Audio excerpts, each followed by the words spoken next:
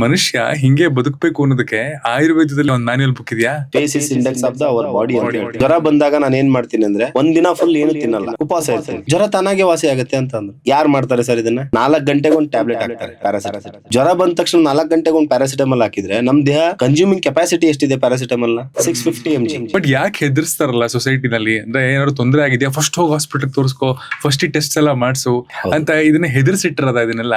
ಒಂದು 25-30 ವರ್ಷ ಆಯ್ತು, ಇಲ್ಲಿವರೆಗೂ ನಾನು ಒಂದ್ಸದನ್ನು ಟೆಸ್ಟ್ ಮಾಡಿಸಿಲ್ಲ.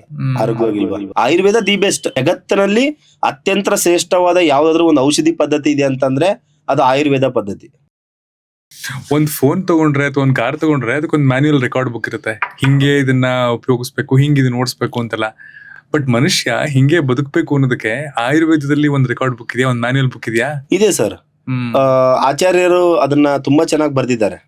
ಎಲ್ಲಾ ಆಚಾರ್ಯರು ನಾ ಹೇಳ್ತಾ ಇರೋದು ಒಬ್ರಲ್ಲ, ತುಂಬಾ ಜನ ಅದನ್ನ ಫಾಲೋ ಕೂಡ ಮಾಡಿದ್ದಾರೆ. ಫಾಲೋ ಮಾಡಿ ಸಿದ್ಧಗಂಗಾ ಶ್ರೀಗಳಾಗಿರ್ಬೋದು, ಯೋಗಿ ಆದಿತ್ಯನಾಥ್ ಅವರಾಗಿರ್ಬೋದು. ಓಕೆ, ಎಷ್ಟು ಜನ ಬೇಕು? ಸ್ವಾಮಿ ವಿವೇಕಾನಂದರು, ಸಂಗೊಳ್ಳಿ ರಾಯಣ್ಣ, ಇವರೆಲ್ಲ ಫಾಲೋ ಮಾಡಿಲ್ವಾ? ಓಕೆ, ಅಂದ್ರೆ ಅವ್ರು ಯಾಕೆ ಫಾಲೋ ಮಾಡಿದ್ರು ಅಂತ ಅವ್ರಿಗೆ ಗೊತ್ತಿದನೋ ಇಲ್ಲ ಗೊತ್ತಿಲ್ಲ, ಬಟ್ ಫಾಲೋ ಅಂತೂ ಮಾಡಿದ್ರಲ್ವಾ. ಅವಾಗೇ ಇಷ್ಟೊಂದು ಸೀರಿಯಸ್ನೆಸ್ ಇರ್ಲಿಲ್ಲ. ಈಗ ಆಚಾರ್ಯರು ಒಂದು ಮಾತಾಡ್ತಾರೆ, ತೇ ಸಮ ಧಾತು ಮಲಕ್ರಿಯಾ ಸಮಾಹ ಸ್ವಾಸ್ಥ್ಯ ಮುಚ್ಚತೆ ಅಂತೇಳಿ.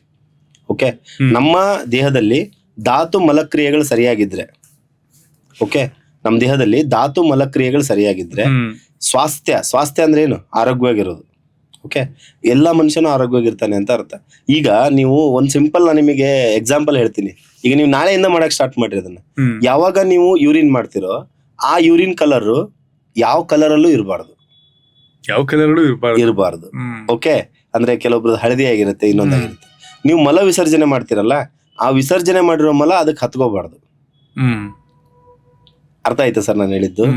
ಈಗ ನೀರ್ ಹಾಕಿದ ತಕ್ಷಣ ಹೋಗ್ಬಿಡುತ್ತಲ್ಲ, ಹತ್ಕೋಬಾರ್ದು ಅದಕ್ಕೆ.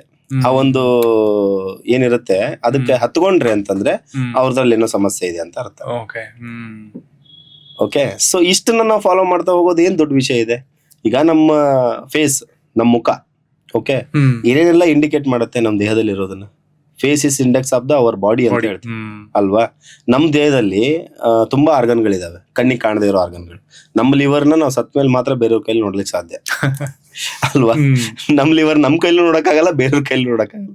ಏನೋ ಇದ್ರ ಮುಖಾಂತರ ನೋಡ್ಬೋದು ಅಷ್ಟೇ, ಅಲ್ಟ್ರಾಸೌಂಡ್ ಅದು ಇದ್ರ ಮುಖಾಂತರ ನೋಡ್ಬೋದು. ಬಿಟ್ರೆ ನಮ್ ಲಿವರ್ನ ನಾವು ಯಾರು ನೋಡಕ್ಕಾಗಲ್ಲ ಅಂತ ಒಂದ್ ಲಿವರ್ ಇದೆ. ಬಟ್ ನಾನ್ ಹೇಳ್ತೀನಿ ನಮ್ ಲಿವರ್ನ ನಾವು ನೋಡ್ಬೋದು. ನಿಮ್ ಲಿವರ್ನ ನೋಡ್ತಾ ಇದ್ದೀನಿ ಈಗ. ಓಕೆ, ನಮ್ ಕಣ್ಣುಗಳ ಮುಖಾಂತರ, ಹೌದು, ನಮ್ ಕಣ್ಣುಗಳ ಮುಖಾಂತರನೇ ಗೊತ್ತಾಗುತ್ತೆ. ಓಕೆ, ನಮ್ ಲಿವರ್ ಅಲ್ಲಿ ಏನ್ ದೋಷಗಳಿದಾವೆ, ನೀವು ಬೇಕಾದ್ರೆ ಯಾರನ್ನಾದ್ರೂ ಕಾಮಾಲೆ ಇದ್ದವ್ರಿಗೆ ಕಾಣೋದೆಲ್ಲ ಹಳದಿ ಅಂತ ಹೇಳ್ತಾರೆ ಅಲ್ವಾ. ನೋಡ್ರಿ, ಆ ಗಾದೆಯಲ್ಲಿ ನಮ್ ಕಣ್ಣು ಲಿವರ್ಗೂ ಕನೆಕ್ಷನ್ ಇದೆ ಅಂತ ಗೊತ್ತಾಯ್ತಾ ನಿಮಗೆ? ಓಕೆ, ಅದೇ ತರ ಇನ್ನುಳಿಕಿದ ಬಾಡಿಯಲ್ಲಿ ಇರ್ತಕ್ಕಂಥ ಆರ್ಗನ್ಸ್ಗಳು ಕೂಡ ನಮ್ ಮುಖದಲ್ಲಿ ಗೊತ್ತಾಗತ್ತೆ. ಓಕೆ, ಈಗ ನಿಮ್ದು ದೇಹದಲ್ಲಿ ಮೂಗಿನ ತರ ಇರುವಂತ ಆರ್ಗನ್ ಯಾವುದು? ಲಂಗ್ಸ್ ಅಲ್ವಾ. ಸೇಮ್ ನೋಡ್ರಿ, ಬೇಕಾದ್ರೆ ಲಂಗ್ಸ್ ಅದೇ ರೀತಿ ಇರುತ್ತೆ. ಓಕೆ, 2 ಸೊಳ್ಳೆಗಳಿದಾವೆ, ಲಂಗ್ಸ್ ಕೂಡ 2 ಇದಾವೆ ಅಲ್ವಾ. ಲಂಗ್ಸ್ ಅಲ್ಲಿ ಏನಾದ್ರು ಸಮಸ್ಯೆ ಆದ್ರೆ ಮೂಗಲ್ಲಿ ಗೊತ್ತಾಗುತ್ತೆ. ಓಕೆ, ಉಸಿರಾಟದ ಸಮಸ್ಯೆ ಆಗಿದೆ ಅಂದ್ರೆ ಅದು ಡೈರೆಕ್ಟ್ ಲಂಗ್ಸ್. ಬಾಯಿನ ಒಂದ್ಸತಿ ಜೋರ ತೆಗೆದ್ರಿ ಅಂದ್ರೆ ಜಠರದ ತರ ಕಾಣಿಸುತ್ತೆ. ಓಕೆ, ಹೊಟ್ಟೆಲಿ ಏನಾಗುತ್ತೆ ಸಮಸ್ಯೆ, ಅದು ಬಾಯಲ್ಲಿ ಗೊತ್ತಾಗುತ್ತೆ.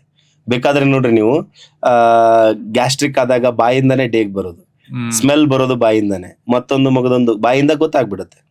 ಓಕೆ, ನಮ್ ಕಿವಿ ನೋಡಿದ್ರೆ ನಿಮಗೆ ಏನ್ ಕಾಣಿಸುತ್ತೆ? ಕಿಡ್ನಿಗಳು ಕಾಣಿಸುತ್ತೆ ಅಲ್ವಾ. ಕಿಡ್ನಿಯಲ್ಲಿ ಏನಾದ್ರು ಸಮಸ್ಯೆ ಆದ್ರೆ ಕಿವಿಯಲ್ಲಿ ಗೊತ್ತಾಗತ್ತೆ, ಒಂದ್ ಸಣ್ಣದಾಗಿ ಸೌಂಡ್ ಬರುತ್ತೆ.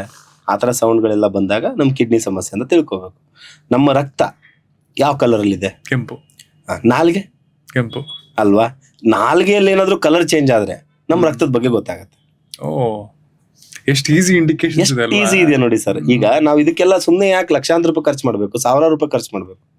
ಬಟ್ ಯಾಕೆ ಹೆದರ್ಸ್ತಾರಲ್ಲ ಸೊಸೈಟಿನಲ್ಲಿ? ಅಂದ್ರೆ ಏನಾದ್ರು ತೊಂದರೆ ಆಗಿದೆಯಾ, ಫಸ್ಟ್ ಹೋಗಿ ಹಾಸ್ಪಿಟಲ್ ತೋರಿಸ್ಕೋ, ಫಸ್ಟ್ ಟೆಸ್ಟ್ ಎಲ್ಲ ಮಾಡಿಸು, ಅಂಡ್ ಪೂರ್ತಿ ಬಾಡಿದು ಒಂದು ಟೆಸ್ಟ್ ಇರ್ಲೇಬೇಕು ವರ್ಷಕ್ಕೊಂದ್ಸಲಿ ಅಂತ ಇದನ್ನ ಹೆದರ್ಸಿಟ್ಟಿರದ ಇದನ್ನೆಲ್ಲ.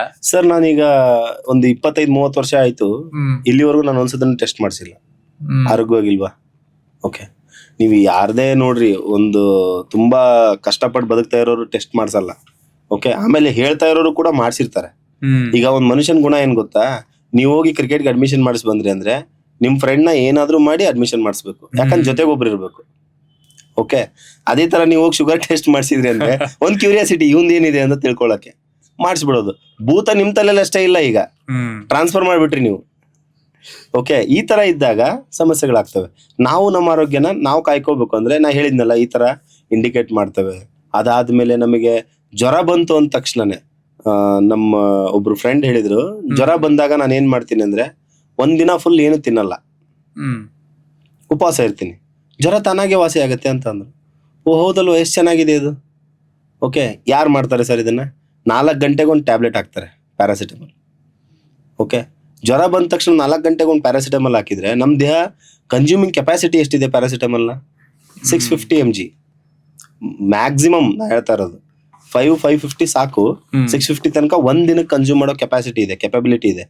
ಓಕೆ, ನಾವು 4 ಗಂಟೆಗೆ ಒಂದು ಟ್ಯಾಬ್ಲೆಟ್ ಹಾಕಿದ್ರೆ ಒಂದ್ ದಿನಕ್ಕೆ 24 ತಾಸು.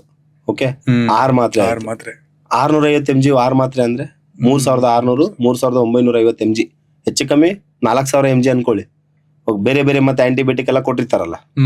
ಓಕೆ, 4000 mg ತಗೊಂಡ್ವಿ ಅಂತ ಅಂದ್ರೆ ಹೆಂಗ್ ತಡ್ಕೊಳಕ್ ಆಗತ್ತೆ? 600 mg ತಡ್ಕೊಳಕ್ ಆಗದೆ ಇರೋಂಥ ದೇಹನ 4000 mg ಹಾಕಿ ಅಡ್ಜಸ್ಟ್ ಮಾಡ್ತಾ ಇದೀವಿ ನಾವು.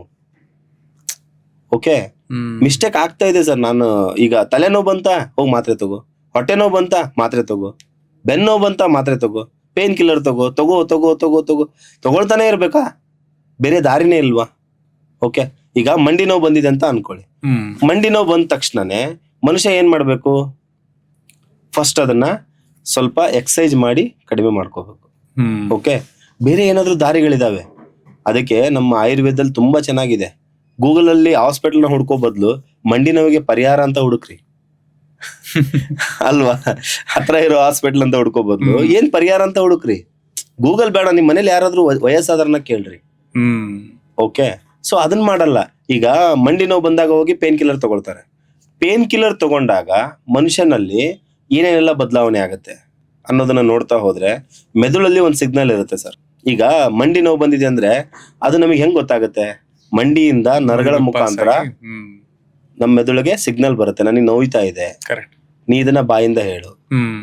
ಓಕೆ, ಆ ಪೇನ್ ಕಿಲ್ಲರ್ ಟ್ಯಾಬ್ಲೆಟ್ ಮಾಡೋ ಕೆಲಸ ಏನ್ ಗೊತ್ತಾ? ಈ ಕನೆಕ್ಷನ್ ಕಟ್ ಮಾಡೋದು. ಅದು ಪರ್ಮನೆಂಟ್ ರಿಲೀಫ್ ಅಲ್ಲ, ಟೆಂಪ್ರವರಿ. ಈಗ ಜಸ್ಟ್ ಮಂಡಿ ನೋವು ಇದೆ, ಅದು ನನಗೆ ಗೊತ್ತಾಗ್ತಾ ಇಲ್ಲ ಅಷ್ಟೇ, ಒಂಥರ ಅನಸ್ತೇಶಿಯಾ ಕೊಟ್ಟಂಗೆ. ಅರ್ಥ ಆಯ್ತಾ? ನಾವು ಅದನ್ನ ಪರ್ಮನೆಂಟ್ ಆಗಿ ಸರಿ ಮಾಡ್ಕೋಬೇಕು ಅಂದ್ರೆ ಆಯುರ್ವೇದದಲ್ಲಿ ಮಾತ್ರ ಸಾಧ್ಯ. Ayurveda the best. ಜಗತ್ತಿನಲ್ಲಿ ಅತ್ಯಂತ ಶ್ರೇಷ್ಠವಾದ ಯಾವ್ದಾದ್ರು ಒಂದು ಔಷಧಿ ಪದ್ಧತಿ ಇದೆ ಅಂತಂದ್ರೆ ಅದು ಆಯುರ್ವೇದ ಪದ್ಧತಿ. ಇದನ್ನ ಹೆಮ್ಮೆಯಿಂದ ಹೇಳಕ್ ಇಷ್ಟಪಡ್ತೀನಿ ನಾನು. ಅದನ್ನ ತೋರಿಸ್ಕೊಟ್ಟಿದ್ ಜಗತ್ತಿಗೆ ಯಾರು? ನಮ್ಮ ಭಾರತೀಯರು.